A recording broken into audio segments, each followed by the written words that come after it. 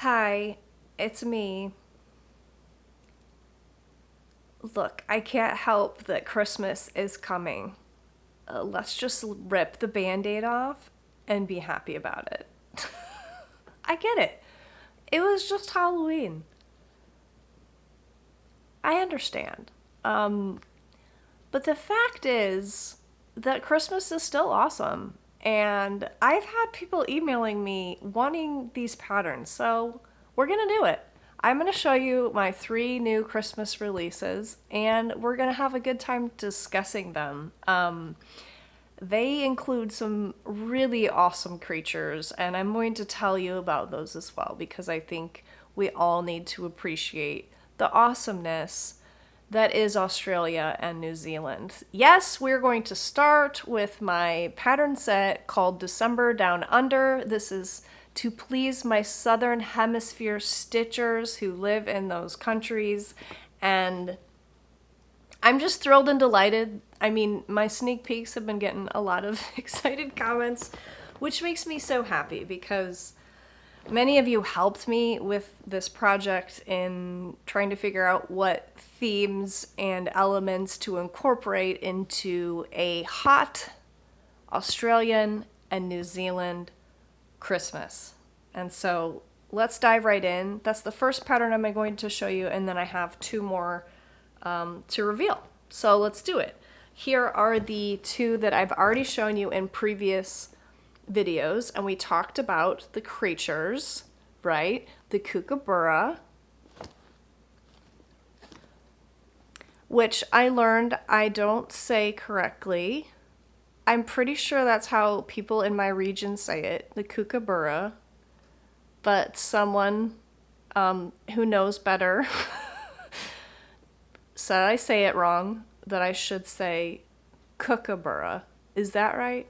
I don't know. I am hopeless. With his Christmas crackers, right? Because you're going to read your bad joke and you're going to tell the kookaburra and he's going to laugh.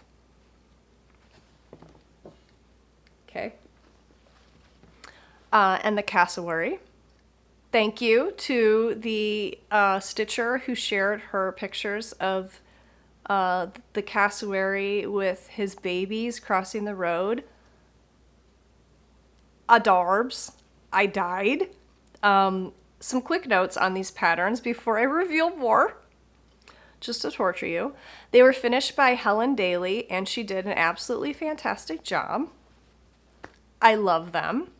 She used Lady Dot mini palm trim in the color Sequoia and Brick House. Here's Brick House. Matches perfectly.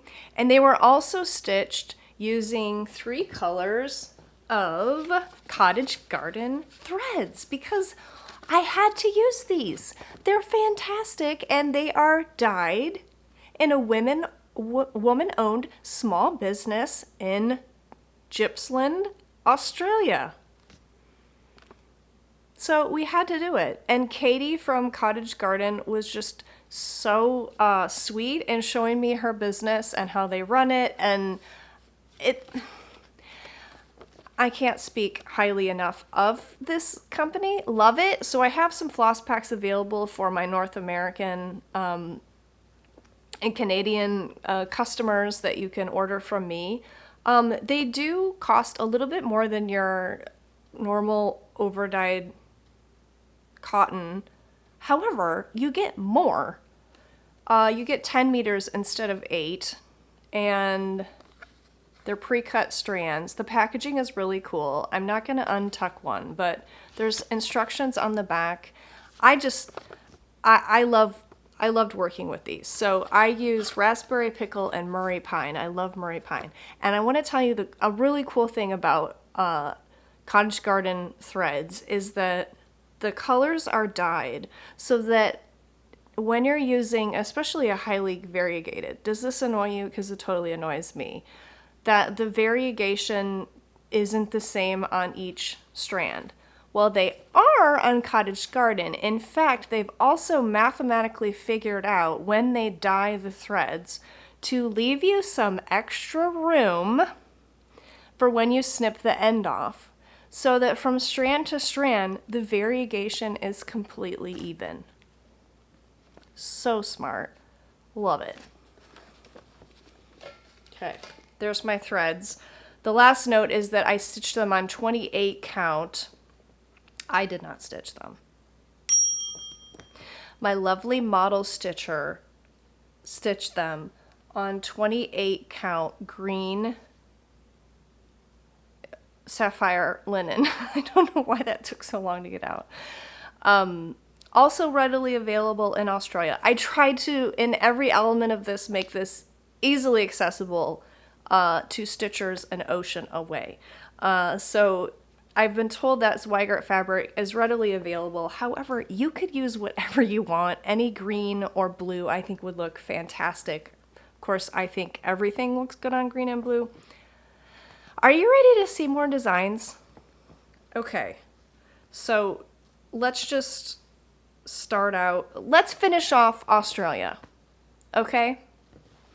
These two are Australian species.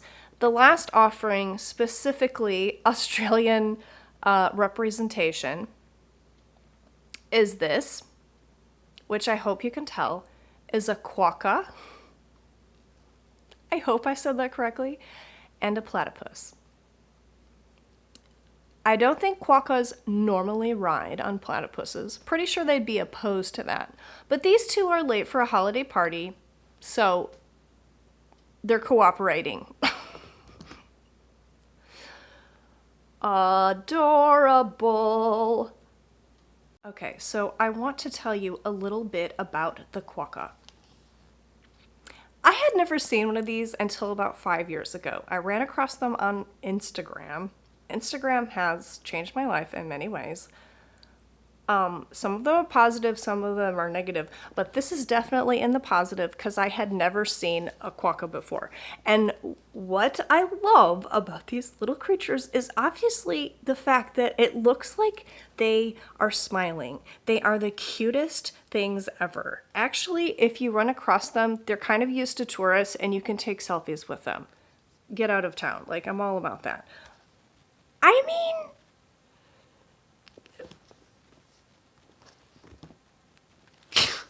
killing me.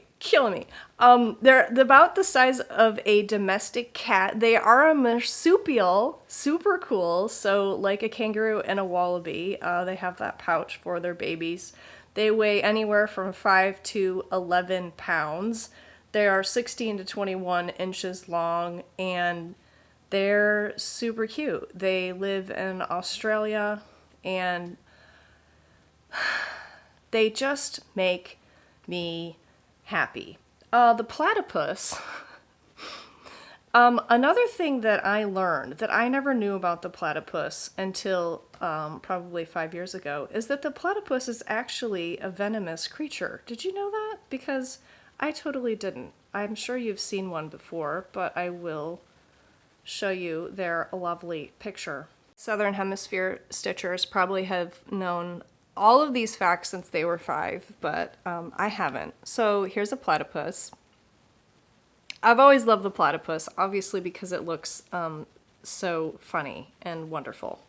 So a few facts about the platypus, often referred to as the duck-billed platypus. It's semi-aquatic. It lays eggs, which is also very rare for mammals. Lives in eastern Australia, including Tasmania. And yeah, it has little spurs that are venomous. They won't kill humans, but it might seriously impair you, and they use those for defense. Something I just learned reading through this as I sit in my chair is that, like dolphins, they have electroreception, which is crazy. They have like electroreceptors in their bill, so they can determine the direction of an electric source. That is so crazy. So they don't feed by sight or smell. They close their eyes, their ears, and nose every time they dive, and then they use their electroreceptors to detect tiny electric currents generated by muscle contractions of their prey. Okay, tell me the world is not stinking incredible.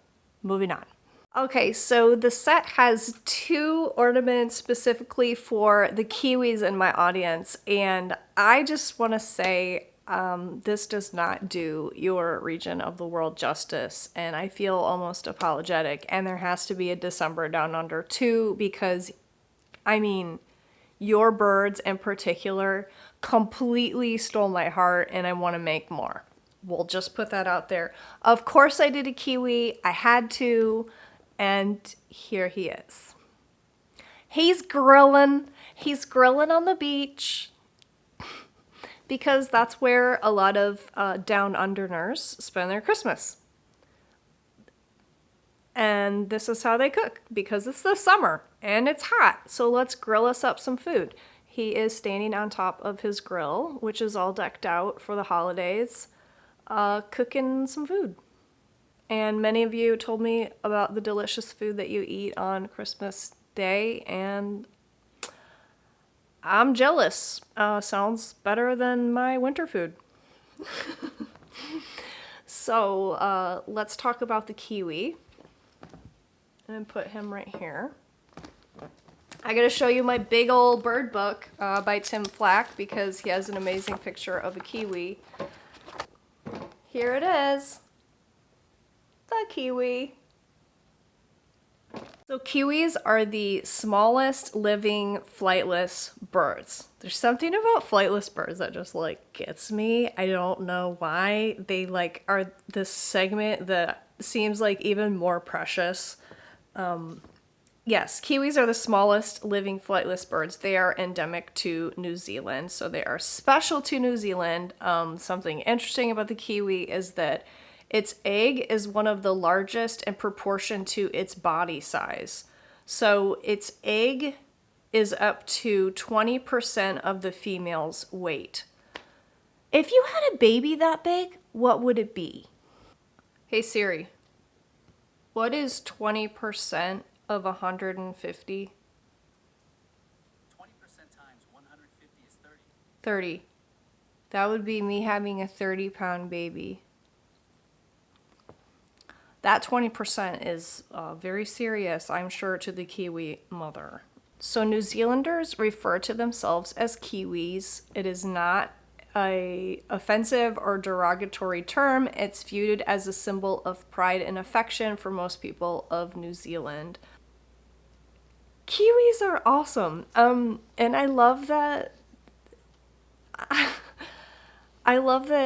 New Zealanders use that for like their self-identity. That's just so cool to me.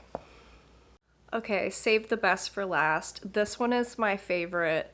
It is the best of all of them, mostly because I fell head over heels in love with one of these birds.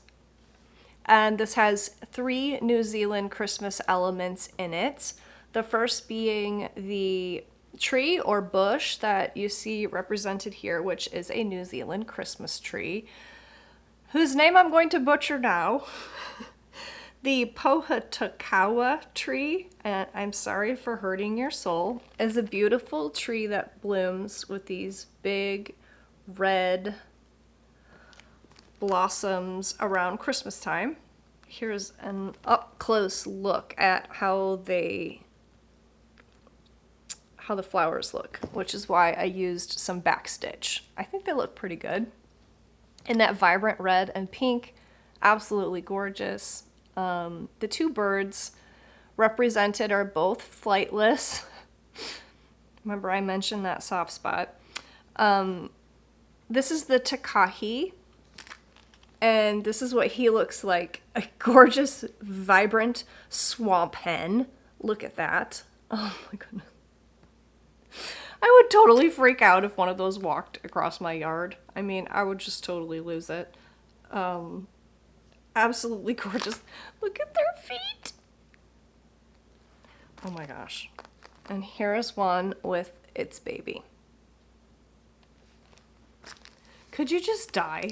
Have you ever seen this before? Because I'm telling you, the wonders, the wonders. I told my family the other night, I'm like, I need to make a bestie in New Zealand. Can we just, I just need a best friend in New Zealand because I just need to go. I gotta go.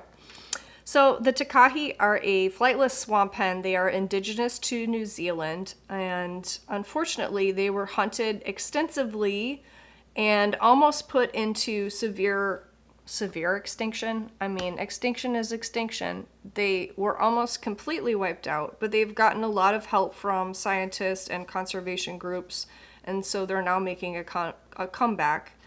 So they're swamp hens. They're sedentary, but they're also being found in grasslands, so they're starting to adapt, which is super cool. They form monogamous pairings. They're pretty sure. They've documented pairs staying together for 12 years, so they're pretty sure they're sticking together. So that's the Takahē. Really the star of the show here for me is the KAKAPO. I have a new favorite bird, and it is this one. I am just, my soul hurts thinking about the KAKAPO. I'm not kidding. Because if you can imagine a more magnificent, wonderful looking bird than the KAKAPO, I mean,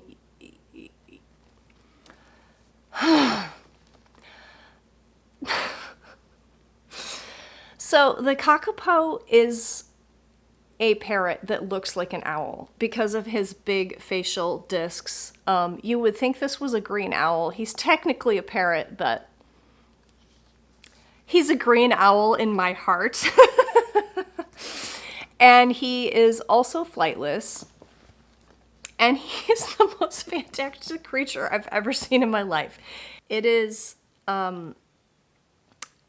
it very well could be one of the heaviest birds. It's definitely the heaviest parrot. The males weigh up to 6.5 pounds.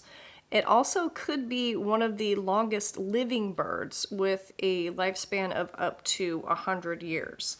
Unfortunately, it was extensively hunted to the point of critical endangerment. And this is the part that just kills me.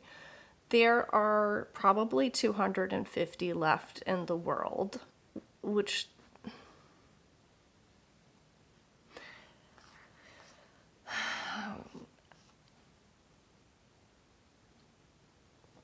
I just can't get over that. I think that's just so, it hurts my heart. So most of them actually live on a protected island. You cannot go and see these at the zoo or something. Like, you can't go see a kakapo bird. They're very protected, which is, awesome. Here is, I don't know if you can see that little picture of this guy, this conservation worker, surrounded by chicks. This is my new dream job, is to volunteer work on this island, taking care of the kakapo, because they're just so fantastic. I'm going to link a video about them down below. It's actually narrated by Benedict Cumberbatch, and just to see them walking around, they're so cute. They're so cute. And so I do have a sticker for this release, and it is with my two flightless birds of New Zealand. This is my illustration of the kakapo and the Takahē. And it says, go for a walk. Do what you can. Enjoy your abilities. Take a walk. And I have not put any of my actual stickers on the water bottle, but this one got the honorary water bottle placement. And so I hope I've intrigued you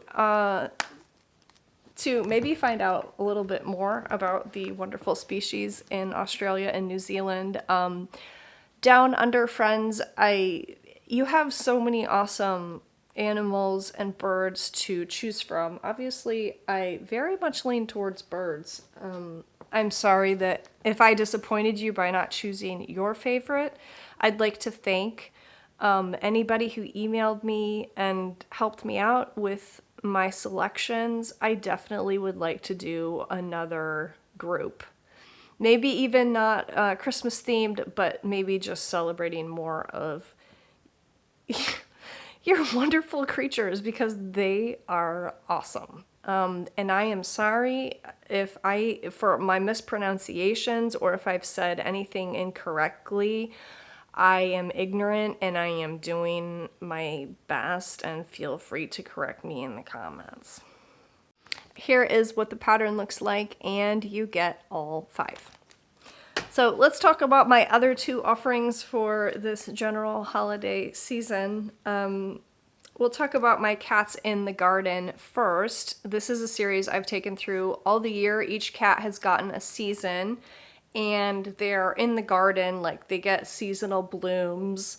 This one's inside, so I don't know. He's kind of bending the rules of the Cat in the Garden series, but my cats never want to go outside in the winter either. So here is the Christmas offering for the Cats in the Garden. He is a gray tabby, waiting for Santa. Got a little sleepy, as cats tend to do. In fact, I think I can hear one of mine snoring right now. And he's got some poinsettia. He's got some red flowers of Christmas. This is called napping in the poinsettias. And there you go. These are designed to fit into a 5x7 frame, and they are quick holiday stitches. Okay, so one of my favorite things about, let me tell you, Down Under Stitchers, this probably doesn't happen during your Christmas, but one of my favorite things about December is, I could be imagining it, but I feel like the older men who are able to sport luxurious beards, particularly if they are white beards, they live it up a little. I mean, they knew what they were doing when they bought that red shirt, right? They knew. I feel like they walk with a little pep in their step. You know what I'm saying? Like, it's their time, and they enjoy it. You can't tell me they don't like little children taking their Santa Claus at the Walmart. They like it. Therefore, in light of those circumstances, Merry Beard Season. Here's my cute little vintage Santa who is celebrating the season correctly with his flowing beard, and he's happy and jolly and cozy, as all men with beards are in December. So if you don't particularly want to celebrate beard season, I think he's a very cute Santa, and you could just put a few extra gray swirls in there and fill that in with white. But I love this. Helen also finished this for me, and I love how she finished it with this fuzzy fur trim. And I mean, I think this plaid has a masculine feel to it. I think this is adorable. Hope you like it. So these are my holiday offerings, and thanks for listening to me ramble on. I hope you have your ticket to the Jingle Ball. We did list 3 more classes. They are sold out. I want to encourage you that the Jingle Ball is about a lot more than classes. We were not able to provide enough class spots for everyone to be able to take an exclusive class with a teacher. We will be working on expanding that for next year, Lord willing. But we've also added a free class segment. So there's going to be a free class available for everyone to watch on how to finish a Christmas ornament. So that will be added to the schedule, and that's for everyone.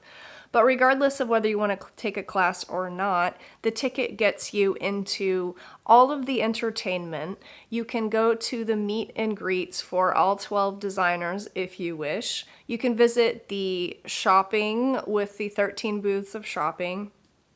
You can also join all of the, well, not all of them, one at a time. I mean, you could table hop, but we're going to have plenty of social stitching tables that you can join and sit and meet people and chat or not chat as your mood waxes and wanes throughout the night. You can go into the main hall and enjoy music and entertainment. It's going to be a really fun time, whether or not you get to take a class. I hope you'll still come and enjoy. And